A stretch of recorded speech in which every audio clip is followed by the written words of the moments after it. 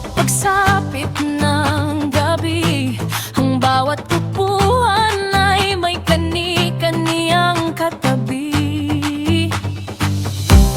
Mainit na kanin, simpleng ulam ay masarap. Dito nabubuo ang ating mga pangarap. Isang pamilya tayo, ngunit ang panahon ay tila naging mapaglaro. Ang dating maing naging tahimik at hapo.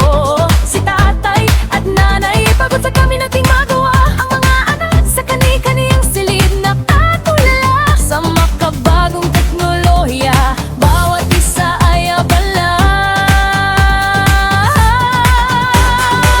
Ang oras natin unti-unting nagkalayo. Ang bawat isa ay may kaniya-kaniyang mundo. Di alintana ang oras sa tabi lang pag-uwi, dahil ang bawat isa ay may timagang-eng. Mulila na sa isip ang dating gawin. May mga gabing ang mesa ay sadyang malamig. Wala nang tawanan, wala nang naririnig na tinig.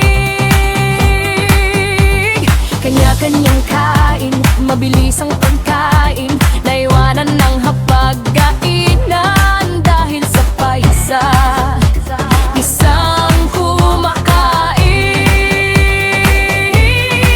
ngunit isang hapon ang bawat isa ay huminto.